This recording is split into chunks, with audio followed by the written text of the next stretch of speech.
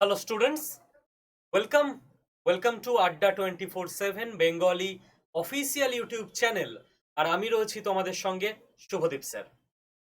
আজকে আমরা মিনিট 12 থেকে 15 নেব রেলওয়ে প্রোটেস্ট সম্পর্কে পুরো ব্যাপারটা বোঝার জন্য, এবং সঙ্গে সঙ্গে এটাও প্রথমে বলে দিই যে আড্ডা 24/7 সম্পূর্ণভাবে এই প্রোটেস্টে অংশ নিচ্ছে না। এটা ধ্রুব সত্যি কথা। কেন নিচ্ছে না, কি ব্যাপার, সেটা আবার একদম লাস্টে গিয়ে বলবো। তার আগে পুরো প্রসেসটা আমাদের বোঝা দরকার। ওকে, প্রথম কথা হচ্ছে যে এই যে রেলওয়ে প্রোটেস্ট, এটা কিসের জন্য এক এক করে বুঝি আমরা। রেলমন্ত্রী জাস্ট ঘোষণা করেছেন যে এবার থেকে প্রত্যেক বছর রেলের পরীক্ষা হবে। যেরকম এসএসসির পরীক্ষা হয়, ব্যাংকের পরীক্ষা হয় প্রত্যেক বছর। এসএসসি মানে স্কুল সার্ভিস কমিশন নয়, সেন্ট্রালের স্টাফ সিলেকশন কমিশনের কথা আমি বলছি। ঠিক সেরকম ভাবে এবার থেকে প্রতি বছর রেলের পরীক্ষা। অসাধারণ কথা, রেলমন্ত্রীকে ধন্যবাদ। এই তো চাই। উনি কারণও বলেছেন যে একটা ছেলে বা মেয়ে সে বারবার সুযোগ পাবে, এবছর হলো না পরের বছর, আবার পরের বছর। এতদিন যে 5 বছর অপেক্ষা করে থাকতে হতো সেটা আর হবে না। অসাধারণ উদ্যোগ। দ্বিতীয় কথা উনি যেটা বলেছেন যে এএলপি দিয়ে শুরু হলো এবছরের রিক্রুটমেন্ট, এরপর টেকনিশিয়ান আসবে, এনটিপিসি আসবে, গ্রুপ ডি আসবে। তো নন টেকনিক্যাল ব্যাকগ্রাউন্ডের স্টুডেন্টদের জন্য অত্যন্ত আনন্দের খবর উনি জানিয়ে দিলেন যে পরপর আসবে। আবারও ধন্যবাদ রেলমন্ত্রী। তৃতীয়ত, ওনারা নোটিশ দিয়ে এটাও জানালেন যে এবারের এএলপির ফর্ম ফিল আপ শুরু হয়ে গেছে, 19শে ফেব্রুয়ারি লাস্ট ডেট। পরের বছরের এএলপির ফর্ম ফিল আপ আবার শুরু হয়ে যাবে জানুয়ারিতে। মানে এক বছরে একটা রিক্রুটমেন্ট কমপ্লিট হয়, ওটার আবার নেক্সট রিক্রুটমেন্ট পরের বছর। অসাধারণ ক্ল্যারিটি। বাট আমাদের প্রশ্ন যেটা, আমাদের প্রশ্ন মানে আড্ডা 24/7 বা আমার প্রশ্ন না, এই প্রশ্নটা খালি বাংলার না, পুরো ভারতবর্ষের যারা রেলওয়ে অ্যাসপিরেন্ট সেই সব ছেলে মেয়েদের প্রশ্ন। ঠিক আছে, কোনো ইনস্টিটিউটের বা কোনো টিচারের প্রশ্ন না। আমাদের ছেলে মেয়েদের যেটা প্রশ্ন সেটা হচ্ছে, আপনারা লাস্ট 5 বছর রিক্রুটমেন্ট বন্ধ রাখলেন। লাস্ট 5 বছরে শোনা গেল প্রায় 3 লাখ শূন্য পদ রয়েছে। ওকে, প্রায় 3 লাখ শূন্য পদ তৈরি হয়েছে। 5 বছর নতুন কোনো রিক্রুটমেন্ট হয়নি, নতুন কোনো নোটিফিকেশন এক্সাম হয়নি। এবার আপনারা যে উদ্যোগটা নিলেন খুব সুন্দর উদ্যোগ, কিন্তু এই যে 3 লাখ শূন্য পদ তৈরি হয়ে রয়েছে এটাকে আগে ক্লিয়ার করে দিন, তারপর আপনার উদ্যোগটা আপনি নেবেন। সেটা নয়, ওনারা কি বলছেন যে এবার আমি 5,000, 6,000, কে মানে হাজার, 5K 6K করে করে ভ্যাকেন্সি ছাড়বো এক এক বছরে। মানে এই ভ্যাকেন্সি তো প্রত্যেক বছর এমনিই তৈরি হবে, তো সেই ভ্যাকেন্সিটা পরের বছর ছাড়বেন। আবার 25-এ যে ভ্যাকেন্সি তৈরি হবে সেটা 26-এ ছাড়বেন। কিন্তু এই লাস্ট 5 বছরে যেটা জমে আছে সেটা কে নেবে পরীক্ষাটা? এইখানে আমাদের আপত্তি। বাকি উদ্যোগ খুব ভালো আছে, আমাদের কেবল বক্তব্য আমাদের ছেলে মেয়েদের যে এই শূন্য পদটায় একদম একবারে চাঙ্কে পরীক্ষা নিয়ে আপনি রিক্রুটমেন্ট দিয়ে দিন আগে। তাহলে 5 বছরের যে ব্যাকলগ সেটা ক্লিয়ার হয়ে গেল। এবার প্রত্যেক বছর যেমন যেমন অল্প অল্প 5,000, 10,000 যেখানে যেরকম পোস্ট ভ্যাকেন্ট হবে সেরকম পরীক্ষা হবে, সেরকম রিক্রুটমেন্ট হবে। এইটাকে হোল্ড করে দিয়ে, যেটা শুরু হয়ে গেল এবছর থেকে 5,000, 10,000 পোস্টে, তাহলে ভ্যাকেন্সি তো অল টাইম থেকে যাবে, হাজারে নয় লাখের ঘরে। এই জিনিসটা নিয়ে আপত্তি। ওকে, কম ভ্যাকেন্সি নিয়ে। তো এটা একটা রেল দপ্তরের কাছে বলার জায়গা। 2 নাম্বার কথা, সেটা হচ্ছে এজ রিল্যাক্সেশন জেনারেল ছেলে মেয়েদের জন্য। এই যে 5 বছর অ্যাজ কোনো পরীক্ষা হলো না নতুন, যার বয়স ছিল 25 তার তো 30 বছর বয়স হয়ে গেল। ও 25 বছর বয়সে শুরু করেছিল রেলের প্রিপারেশন নেওয়া। আপনারা নতুন ফর্ম ছাড়তে ছাড়তে, যখন ফর্ম ছাড়লেন তখন ওর বয়স 30 বছর, ওর পরীক্ষা দেওয়ার টাইম পেরিয়ে গেল। তো জেনারেল ছেলে মেয়েদের তবু এসসি এসটি ওবিসি ছেলে মেয়েদের কিছুটা এক্সট্রা টাইম থাকে, তবুও তারাও তো তাদের মতো করেই ভাবে, তারাও তো এজটা তাদের মতো করেই ক্যালকুলেট করে প্রিপারেশন শুরু করেছিল, তো কিছু এজ রিল্যাক্সেশনও তো ভাবতে হবে, রাইট? এই দুটো হচ্ছে মেন সমস্যার জায়গা, অন্য কিছু নয়। এবার এই যে এক চাঙ্কে রিক্রুটমেন্টের দাবি জানানো হচ্ছে, এটা নিয়ে এবার বক্তব্য আসবে। এক, দেশের বিরুদ্ধে কথা, এরা তো বেটা দেশদ্রোহী। না না না, আমরা ভারতবাসী, সরকার ইংরেজ গভর্নমেন্ট, আমরা ইংরেজদের বিরুদ্ধে লড়ছি তা নয়, দেশের বিরুদ্ধে কেউ কথাই বলছে না, আমরা আমাদের দেশের বেটারমেন্টের জন্য কথা বলছি। কারণ এক লপ্তে যদি 2.5 লাখ 3 লাখ রিক্রুটমেন্ট হয়, তার মানে 2.5 লাখ ছেলে মেয়ের জীবন বদলালো না, 2.5 লাখ ফ্যামিলি বদলে গেল। প্রত্যেক ফ্যামিলিতে অ্যাভারেজ 5 জন করে থাকলে 12.5 লাখ মানুষের জীবন একটা রিক্রুটমেন্টে অনেকটা সিকিউর হয়ে গেল, উন্নত জীবনযাত্রায় পৌঁছে গেল। যে বাড়ির ছেলেটা বা মেয়েটা চাকরি পাবে, পুরো ফ্যামিলির তো কত উন্নতি হবে ভাবো না। এটা ডিরেক্ট। ইনডিরেক্ট আরো প্রচুর কর্মসংস্থান সৃষ্টি হবে, কারণ যে চাকরি পাবে সে প্রথম মাসের টাকা দিয়ে বাবাকে একটা ফোন কিনে দেবে, তো পরের মাসের টাকা দিয়ে ভাইকে একটা ল্যাপটপ কিনে দেবে, তো নেক্সট 3 মাস টাকা জমিয়ে নিজে একটা বাইক কিনবে, তো সারা দেশে বেটারমেন্ট হবে সবকিছু। 2 নাম্বার কথা, সব থেকে ইম্পর্টেন্ট জায়গা, আমাদের দেশে সমস্ত ট্রেন অলমোস্ট লেটে চলে। কেন? নিশ্চয়ই ম্যান পাওয়ারের গন্ডগোল আছে। আমাদের দেশে রেলের অ্যাক্সিডেন্ট হচ্ছে লাস্ট কয়েক বছরে মারাত্মক মারাত্মক।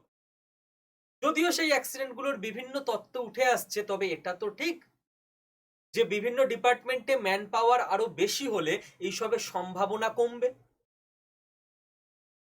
রেলের সুরক্ষা থেকে, সিগন্যালিং থেকে, বিভিন্ন সময় আমরাই তো আমাদের রিলেটিভদের কাছ থেকে শুনি যে যারা এলপি, যারা ট্রেন চালাচ্ছেন, যারা অন্যান্য বিভিন্ন পোস্টে রয়েছেন, ছুটি পাচ্ছে না, 12 ঘন্টা খাটতে হচ্ছে, কারণ ম্যান পাওয়ার নেই ডিপার্টমেন্ট।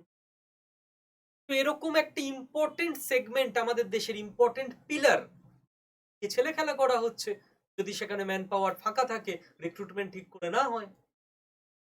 তো এক লপ্তে রিক্রুটমেন্ট হলে এই দুটো অসাধারণ জিনিস হবে। ওকে, এই জন্য এই দাবি করা হচ্ছে। তাহলে প্রথমে বললাম কি দাবি, কেন দাবি, কিসের জন্য দাবি। নেক্সট কথা, যে এই আন্দোলন করে আদৌ কিছু লাভ আছে? আমার তো মনে হয় খুব লাভ আছে। কারণ আমি সর্বভারতীয় এসএসসি বা এই ধরনের ইউপিএসসি আন্দোলন যেগুলো হয়েছে সেখানে খুব একটা যুক্ত ছিলাম না কখনো, কিন্তু ডাব্লিউবিপিএসসি বোর্ডের আন্দোলন আমরা চোখের সামনে থেকে দেখেছি। যতবার যত ব্যাপারে আন্দোলন করা হয়েছে, পুলিশ ডাব্লিউবিপির আন্দোলন, প্রত্যেকটা কিন্তু সাকসেসফুল হয়েছে। 1-1.5 মাসের মধ্যে সেটা রেজাল্ট বাকি থাকলে এসছে, রিক্রুটমেন্ট বাকি থাকলে এসছে, নোটিফিকেশন দেওয়া আটকে থাকলে এসছে। তো ছাত্রছাত্রীরা, দেশের যুব সম্প্রদায় যখন কিছু নিয়ে আন্দোলন করবে, তখন সেটা কেন সাকসেসফুল হবে না, সেটা ডিপার্টমেন্ট তথা সরকার নিশ্চয়ই গুরুত্ব দিয়ে শুনবেন, শোনাটা উচিত। যদি আমি ধরে নিলাম যারা নেগেটিভ বলছো বা বলছেন এসব করে কোনো লাভ নেই, আন্দোলন সাকসেসফুল হবে না, ফালতু টাইম নষ্ট, একদিনে তুমি কি এমন পড়ে নিতে যে তুমি ওই দিন পড়লেই চাকরি পেয়ে যেতে? একটা দিন দাও না জীবনের আন্দোলনটার জন্য। কিছু হলো না, না হোক, তুমি তো অন্তত নিজে মনে করবে যে আমি চেষ্টা করেছিলাম, আমি ঘরে বসে থাকিনি, আই ট্রাইড মাই বেস্ট, এটুকু তো সান্ত্বনা থাকবে। 4 নাম্বার কথা, যে কিভাবে আন্দোলন হবে, কবে হবে। দেখো, আন্দোলনের ডেট ঠিক করা হয়েছে 2 ফেব্রুয়ারি। 2 ফেব্রুয়ারি 2024, অর্থাৎ আমি ভিডিও বানাচ্ছি 31 জানুয়ারি সন্ধেবেলা, আগামী পরশুদিন। বিহারের ছেলেমেয়েরা তাদের মতো করে আন্দোলন করছে, অন্যান্য স্টেটেও নিশ্চয়ই ডিজিটাল ফিজিক্যাল প্রোটেস্ট হচ্ছে। আমাদের স্টেটে কলকাতায় আমরা কলকাতা আরআরবির যে অফিস, সেই অফিসের সামনে মিলিত হব দুপুর 12টার সময়। এবং সেইখানে আমাদের ধর্ণা, আন্দোলন, স্লোগান, ছাত্রছাত্রীদের যা থাকবে সেই সমস্ত কিছু চলবে। ওকে, এই হলো টোটাল প্ল্যান যে কিভাবে আন্দোলন হবে। এবার তোমরা সরকারি ডিপার্টমেন্টে যাবে, তোমাদের ডুজ অ্যান্ড ডোন্টস নিশ্চয়ই বোঝাতে হবে না, যে ওই আন্দোলন থেকে না তো কেউ ইট নিয়ে গিয়ে ইট ছুড়বে, এটা কোথায় গিয়ে লাগবে? কোনো সরকারি অফিসের কাঁচই তো ভাঙবে। কাঁচটা কার টাকায় কেনা? আমার টাকাতেই তো কেনা। সরকার নিজের তো আলাদা কোনো টাকা ইনকাম করে না, আমরা যে ট্যাক্স দিই ওই টাকাগুলো একসঙ্গে করেই তো সরকারি বিল্ডিং তৈরি হয়। তো আমি নিশ্চয়ই নিজের জিনিস নিজে গিয়ে ভাঙবো না। এটা খুব স্বাভাবিক। এটা কোনো রাজনৈতিক আন্দোলন হচ্ছে না, মেরে দাও, গুঁড়িয়ে দাও, ভেঙে দাও। আমরা আমাদের দেশকে বেটার করার জন্য আন্দোলন করছি। তো আন্দোলন হবে অহিংসাত্মক, আন্দোলন হবে ইম্পর্টেন্ট সার্ভিসে কোনো রকম বাধা সৃষ্টি না করে। অ্যাম্বুলেন্স আসছে, ছেড়ে দাও সঙ্গে সঙ্গে। এই জাস্ট 1-1.5 মাস আগেই তো শিয়ালদা থেকে ধর্মতলা অবধি প্রচুর ছেলে মেয়ে হাঁটলো খুব স্বাভাবিকভাবে। আড্ডা 24/7 স্যার ম্যাডামরা সব আন্দোলনে থাকে, ওখানেও ছিল, আমি ছিলাম, লুইস স্যার ছিলেন, লুইস স্যার তো পুরো নেতৃত্বে প্রায় ছিলেন বলা চলে, বাকি স্যার ম্যাডামরা ছিল। পুরো রোড ব্লক করে মিছিল হচ্ছিল, অ্যাম্বুলেন্স এলো, সঙ্গে সঙ্গে জায়গা ছেড়ে দেওয়া হলো। এটা তো আমাদের বেসিক ডিউটি, কর্তব্য। আন্দোলনে কোনো অশালীন শব্দ ব্যবহার করা হবে না, যে কাউকে গালি দেওয়া হচ্ছে, অশালীন শব্দ বলা হচ্ছে না, শালীন শব্দ ইউজ করে। বাট আমাদের দাবি আমাদের ছেলেমেয়েরা তো জানাবেই জানাবে, সেটাও তার অধিকারের মধ্যে পড়ে। এইবার তো আন্দোলন কিভাবে হবে বোঝা গেল। এইবার আমি আসি সেই কথায় যেটা দিয়ে প্রথমে শুরু করেছিলাম, যে আড্ডা 24/7 পুরোপুরি এই আন্দোলনে থাকবে না। কেন? দেখো, আড্ডা 24/7 মানে ক্যামেরার এপারে যারা আছে কেবল তারা নয়, যে এই কজন স্যার ম্যাডাম, কন্টেন্ট টিম, ইত্যাদি ইত্যাদি। আমরা যারা টিচার রয়েছি তারা তো যাবই, দুপুর 12টার আগেই আমরা পৌঁছে যাব এবং ওখানে লাস্ট পর্যন্ত থাকবো। পিএসসি আন্দোলনের তো রেগুলার মানে ডেলি প্যাসেঞ্জার বলে পুলিশরাও মুখ চিনে গেছে, যে কেউ না আসুক সুভাষিস স্যার আর অপূর্ব স্যার যাবে। অন্যান্য প্রচুর ইনস্টিটিউটের স্যার ম্যাডামরা আসেন, আমি আড্ডা 24/7 এর কথা বলছি। কিন্তু আড্ডা 24/7 পুরো এই আন্দোলনে অংশ নিচ্ছে গোটা আড্ডা 24/7 পরিবার, সেটা তখনই বলা যাবে যদি আমাদের ছাত্রছাত্রীরা, মানে তোমরা যারা ক্যামেরার ওপারে আছো, তারা প্রত্যেকে এই আন্দোলনে অংশ নাও। না হলে কি করে ভাই গোটা আড্ডা 24/7 ফ্যামিলি আন্দোলনে গেল? এবার এখানে কি হবে আমি বলে দিচ্ছি। কারণ দেখো, তোমরা যারা এই ভিডিওটা দেখছো বা শুনছো, তোমাদের অভিজ্ঞতা কম, 1, 2, 3 বছরের। আমার এই ফিল্ডে অভিজ্ঞতা 1 দশকের। সেই সমস্ত ছেলেমেয়েরা আন্দোলনে আসবে, মিলিয়ে নাও আমার কথা, সেভ করে রাখো, ভিডিও কেটে রাখো। যারা আসবে তারা ডেলি পড়াশোনাও করে, তারা মানুষকে সম্মানও করে, তারা টিচারকেও রেসপেক্ট করে, তারা আন্দোলনেও আসে, আন্দোলন সাকসেসফুল করে। তারা আসবে না যারা পড়াশোনা সারা বছর করেনি, তার ওই দিনই পড়তে হবে। এছাড়াও আরো অনেক কিছু হবে। কি কি হবে ওই দিন? খুব খারাপ কথা বলছি, এই জন্য মানুষ আমাকে প্রচুর গালিও দেয়, কারণ এই প্রাচীন যুগ থেকে কেউ মুখের ওপর সত্য কথা বললে মানুষের স্বভাব হচ্ছে তাকে গালি দেওয়া। তো আমি প্রথম কাজটা করি, দ্বিতীয় ফলটা আমি এমনিই পাই, অর্থাৎ গালিটা, ওটা আমি ফ্রি পেয়ে যাই। কি এবার সত্যি বলবো, ওই দিন তোমাদের অনেকের পেট খারাপ হবে, ঠিক আছে? তো যার যার প্ল্যান ছিল পেট খারাপ হবে, এখনই আমাকে গালি দিতে শুরু করে দাও, আগে থেকে কেন বলে দিচ্ছে এই লোকটা। তোমাদের অনেকের দূর সম্পর্কে দাদু দিদা মারা যাবে ওই দিন, ঠিক আছে? অনেকের ট্রেন বাস মিস হবে, অনেকের বাড়ির সামনে করে যেন বাস বা ট্রেন চলবে না ওই দিন। ঠিক ওই দিনগুলোই ঘটবে, দেখো, এবং তোমরা আসতে পারবে। এরা কারা? এরা লেস বদার্ড, পড়াশোনা নিয়েও বদার্ড না, পরীক্ষা নিয়েও বদার্ড না। যারা ওভারঅল সবকিছু নিয়ে বদার্ড তারা ঠিক চলেও আসে। স্যার অনেকটা দূর, কি করে যাব? তোমার যদি পরীক্ষা হতো তুমি বলতে পারতে কি করে আসবো, ঠিক ম্যানেজ করে আসতে, কারণ এটা পরীক্ষা, জীবন মরণের সমস্যা স্যার।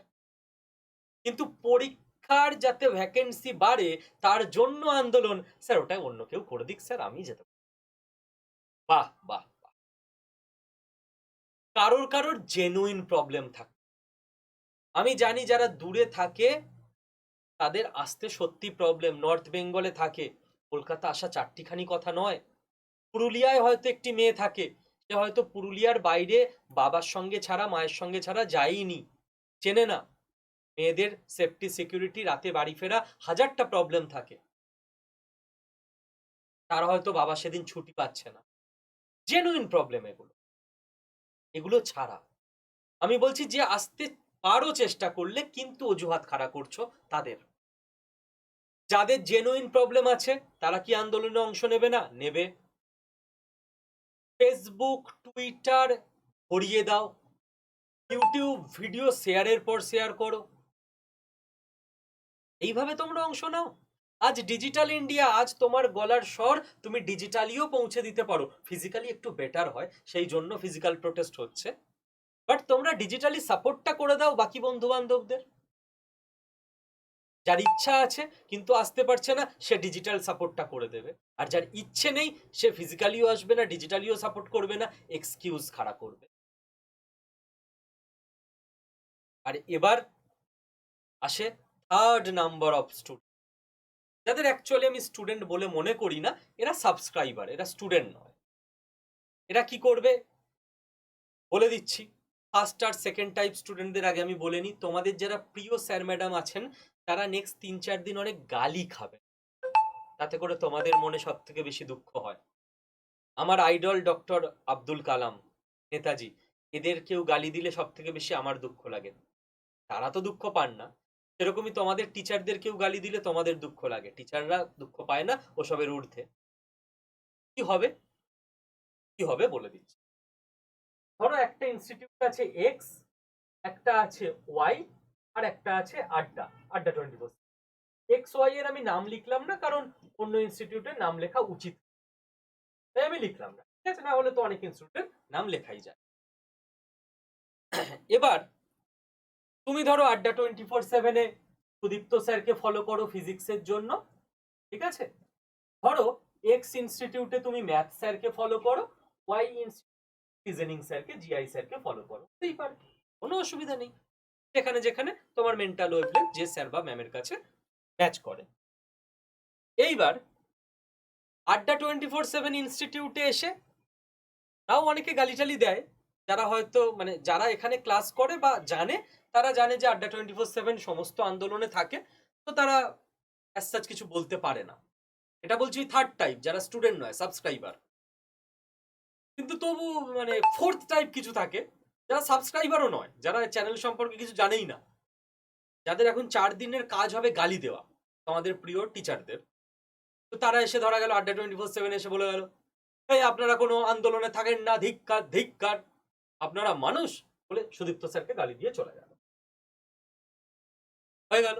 এবার হঠাৎ করে তারা দেখছে যে ও আড্ডা 24/7 পরে ঘেটে দেখেছি এরা তো সব আন্দোলনে থাকে, প্রথম থেকে থাকে, এক কাজ করা যাক, কি করা যায় কি করা যায়, এই একটা ইনস্টিটিউট খুঁজে পেয়েছি ইউটিউবে সার্চ করে, এখানে এক্স ইনস্টিটিউটের নাম, এখানে একজন লোক ম্যাথ পড়াচ্ছে, একে গিয়ে গালি দিয়ে আসি। একে গিয়ে কি বলবো, আড্ডা 24/7 যেরকম সঙ্গে থাকে আপনারা সঙ্গে থাকেন না কেন, ভয় পান, আপনারা খালি কোর্স বেচেন। এই টিচার ভাবছে কি পাপ করলাম আমি পড়িয়ে, সেই টিচারকে, তিনি হয়তো জানেন না আন্দোলন সম্পর্কে, ওয়াকিবহাল নয়, তাকে গিয়ে বললেই হয় যে স্যার এরকম একটা আন্দোলন ঠিক করা হয়েছে, বা ম্যাম বাকি অনেক ইনস্টিটিউট থাকছে, আপনিও প্লিজ থাকুন। কোন টিচার না করবে, নিশ্চয়ই থাকবেন। বাট এদের ইন্টেনশন নয় আন্দোলন বড় করা বা খাড়া করা, এদের ইন্টেনশন মানুষকে বেশ গালি দিয়ে নিলাম 3-4 দিন, হেভি কাজ করলো, ওকে। এবার ধরো যে এই টিচারও জানতে পারলেন যে আচ্ছা আচ্ছা একটা আন্দোলন আছে, বা 24/7ও আছে, সঙ্গে আরো অনেক ইনস্টিটিউট আছে, ছাত্রছাত্রীরা আছে, আমি তো অবশ্যই যাব, কেন যাবে না। উনি চলে এলেন, এবার আন্দোলনের দিন এরা বসে আছে গালি দেবো গালি দেবো, এদিকে ভালো কাজ বলো যে টুইট কর, এই হ্যাশট্যাগ দিয়ে রেলের ব্যাপারে করবে না। সে দেখছে আড্ডা 24/7 গেছে, এক্স ইনস্টিটিউটও আছে। এবার ওনার কাজ কি? যারা গেছে তাদের ভিডিও শেয়ার ফেয়ার করবে না আন্দোলন বাড়ানোর জন্য। এবার নেক্সট প্রজেক্ট, এই খুঁজে বের করতে হবে কোন ইনস্টিটিউট যায়নি। দেখা গেছে ওয়াই বলে একটা ইনস্টিটিউট আছে, তাদের কোনো টিচাররা হয়তো যায়নি বা এই নিয়ে কিছু ছাত্রছাত্রীদের অবগত করেনি, তাই হয়তো নিজেরা জানে না, বা যেই স্যার বা ম্যাডাম হয়তো এখানে পড়ান তার পক্ষে হয়তো কোনোভাবে আসা সম্ভব নয়, রাইট? তিনি নিজেই হয়তো উত্তরবঙ্গের স্যার, আমি কলকাতা থাকি বলে আমার পক্ষে বলা খুব সহজ ভাই, সোজা কথা, রাইট? যে স্যার বসে আছে শিলিগুড়িতে, তার সেট করে ফটাস করে পরের দিন এখানে আসা সম্ভব? তার বাড়িঘর তো সবকিছু আছে। এইবার আন্দোলনের দিন শুরু হবে, সবকিছু বাদ দিয়ে এনাকে গিয়ে গালি দাও, এদের উদ্দেশ্য। তো তুমি হঠাৎ করে দেখবে তোমার প্রিয় সুদীপ্ত স্যার আড্ডা 24/7 চ্যানেলে অকারণে কমেন্টে অনেক গালি পেলেন। খারাপ করো না, স্যার তো করেনি না, স্যার এসবের থেকে ঊর্ধ্বে, আমরা সবাই এসবের ঊর্ধ্বে। আমরা জানি খুব পাপ করে আমরা টিচার হয়েছি, কি আর করা যাবে, পাপের প্রায়শ্চিত্ত করতে হবে। তারপর দেখলে তোমার প্রিয় ম্যাথ টিচার, জানতেনি না ব্যাপারটা, তাকে কিছু গিয়ে অপমান করে আসা হলো। তারপর দেখলে তোমার প্রিয় রিজনিং টিচার ওয়াই ইনস্টিটিউটের, তাকেও গিয়ে সবাই গালি দিয়ে এলো। তো এসব ঘটবে আন্দোলনের সাইড এফেক্ট হিসেবে, এগুলো নিয়ে মাথা ঘামিও না, ঠিক আছে? আমাদের উদ্দেশ্য বড়, যে ভ্যাকেন্সি ইনক্রিজ করতে হবে বা তোমাদের ভবিষ্যৎ সিকিউর করতে হবে, সেটা নিয়ে আমরা এগোতে চাই। আমরা মানে আড্ডা 24/7 শুধু না, বাকি সমস্ত ইনস্টিটিউট কম বেশি। লাস্ট একটা কথা বলবো, এটা আমার কথা না, অন্য আর একটা ইনস্টিটিউট, আমি নামই করছি, উনি নিশ্চয়ই রাগ করবেন না বা কোনো ব্যাপার না, এমিনেন্স ইনস্টিটিউটের অভিষেক স্যার, ঠিক আছে? আমরা অভিষেক দা বলি। উনি ফেসবুকে একবার লিখেছিলেন, আগেও একটা মনে হয় রেল নিয়ে কিছু হয়েছিল, সমস্ত বাঙালি টিচারকে খুঁজে খুঁজে বাংলার ছেলে মেয়েরা গিয়ে গিয়ে গালি দিয়ে আসছে ফেসবুকে। কেউ বলছে না যে স্যার আসুন আন্দোলন করি, এসেই প্রথমে গালি দিচ্ছে, কনস্ট্রাকটিভ আলোচনা নেই। খান স্যার করলো, আপনারা কি করছেন, আপনারা খালি কোর্স বেচেন। তো অভিষেক স্যার ফেসবুকে লিখেছিলেন, আমি ওনার কথা ধার করেই বলছি, আমরা কেউ খান স্যার নই, সত্যিই খান স্যারের মতো মহান নই, কিন্তু এ কথাটাও স্বীকার করতে শেখো যে তোমরাও খান স্যারের স্টুডেন্টদের মতো নও, তোমরাও খান স্যারের স্টুডেন্টদের মতো বুকে আগুন রাখো না, এটাও একটু মাথায় রেখো। এটা বললাম ওই থার্ড আর ফোর্থ ক্যাটাগরির ছেলে।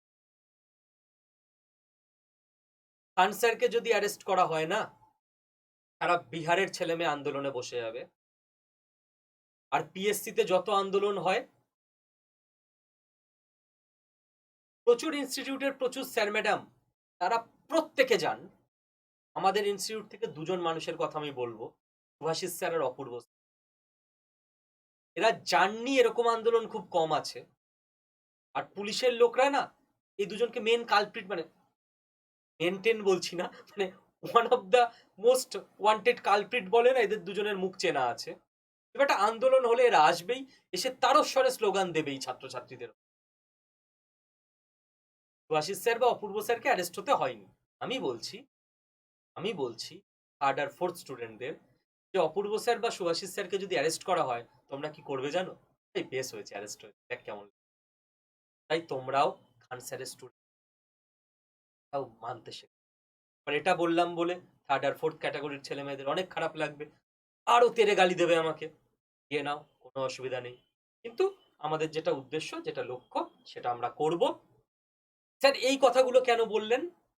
আমাদের আন্দোলনের টোটাল ব্যাপারটা আমি এই ভিডিওয়ে বলতে চাই, টোটাল ব্যাপার। আন্দোলনের সাইড এফেক্ট হিসেবে কি কি নোংরামি হবে সেটাও আগে থেকে বলে রাখলাম, দুটো কারণে। এক, আড্ডা 24/7 সহ বাকি সমস্ত ইনস্টিটিউটের ফেসবুক, ইউটিউব সব জায়গায় গিয়ে যারা ভাবছো নোংরামি করবে, তারা জেনে করতে পারো, বাট আমরা জানি তো আজকের দুনিয়ায় টিচার আর ডাক্তারকে গালি দেওয়া হাজার সিম্পটম, ছোট লোক। আমাদের ছোটবেলায় উঠেছিল 11-12 সিগারেট খেতে পারলে সেটা নাকি সাজা। সিগারেট খাওয়া কোনো দোষের না, বাট কুল সাজতে গেলেই সিগারেট খেতে হবে, এটা বোকামো। তো কুল সাজতে গেলেই ডাক্তার আর টিচারকে গালি দিতে হবে? দ্বিতীয়ত বললাম এ কারণে, যে সমস্ত ছেলেমেয়েরা প্রচন্ড কষ্ট পাও যে অমুক ইনস্টিটিউটে আমার অমুক ম্যাডামকে বাজেভাবে গালি দিচ্ছে, তমুক ইনস্টিটিউটে আমার তমুক স্যারকে বাজেভাবে গালি দিচ্ছে, দুঃখ পেও না। এরা পড়াশোনাও করে না, আন্দোলনও করে না, এদের এটাই কালচার। আমাদের লক্ষ্য তাহলে ক্লিয়ার। 2nd ফেব্রুয়ারি 2024, কলকাতা আরআরবি অফিস, 12 PM। অহিংসাত্মক আন্দোলন, শান্তিপূর্ণ আন্দোলন, সুষ্ঠু আন্দোলন, অশালীন কথা ব্যবহার না করে আন্দোলন, হকের আন্দোলন। আর ওই দিন যেন বিকেলে বলতে পারি গোটা আড্ডা 24/7 ফ্যামিলি এই আন্দোলনে অংশ নিয়েছে। তার আগে খালি এটুকু শিওর করছি যে ক্যামেরার এপারের লোকজনগুলো তো যাবেই, ক্যামেরার ওপারের লোকজনগুলো মানে তোমরা যাবে কিনা, যারা যেতে পারবে না অন্তত ডিজিটালি সাপোর্ট করবে কিনা কমেন্টে জানিও। All the best. Jai Hind.